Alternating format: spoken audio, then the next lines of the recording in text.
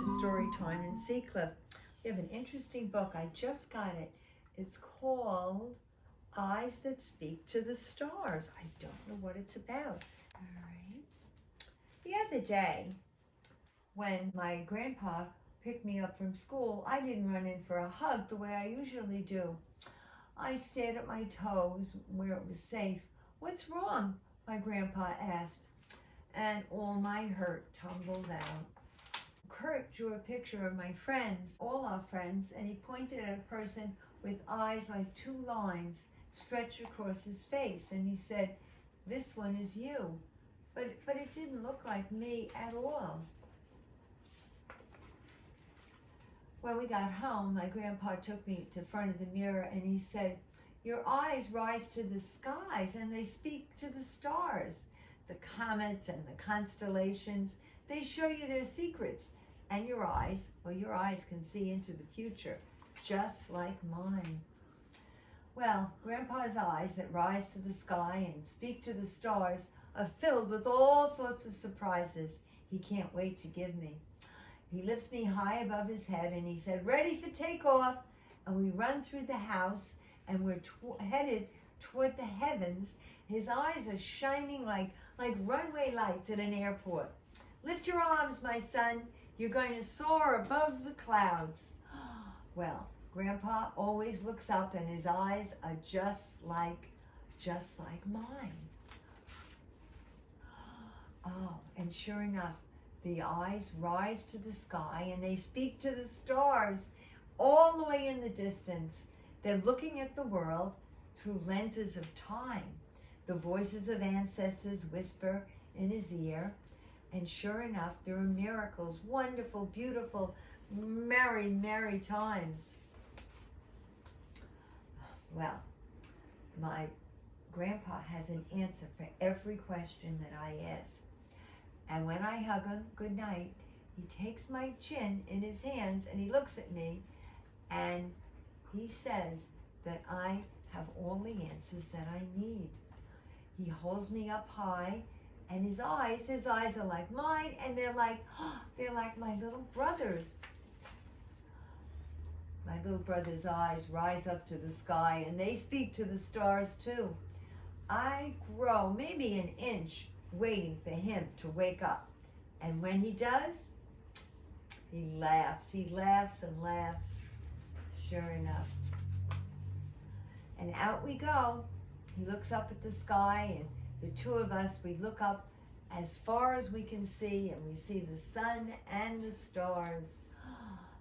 And at nighttime, just before we go to bed, we read a great story. And we read a story about the sky and the stars. And my eyes, they shine and they break through all the dark and the doubt. And my eyes gaze into space and they see trails of light. Oh, look at that beautiful page. There are comets and constellations. I am the emperor. Oh, how beautiful. I read a bright, bright future in the stars. And sure enough, my eyes rise up to the skies and speak to the stars. Yes.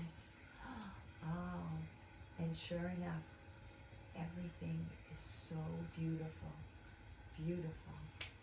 And that's the end of the story of Eyes That Speak to the Stars. And we have a lovely, lovely birthday to celebrate. Is our friend Darlene. When Darlene was a little girl, she used to come to the library for story hour. And then her daughter Dahlia, she would bring Dahlia.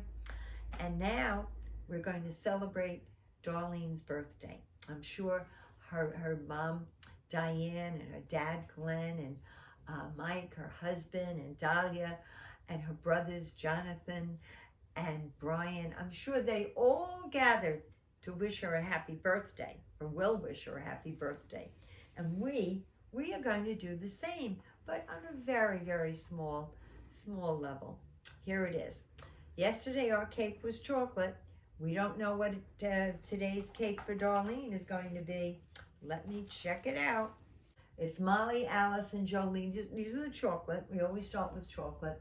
Molly, Alice, Jolene, Martha and Clara, James and Anna and Maeve from Marblehead, Ben and Bee, Bevy and Henry, Riley, Tate and Coco, great friends of Alice's, Sophia and her brother KJ, the Tennessee cousins, Jack, Cole, Nora and Jackson, oh, and the Portchester cousins, Mark and James and Luke. These are all chocolate people. Wow, they love chocolate.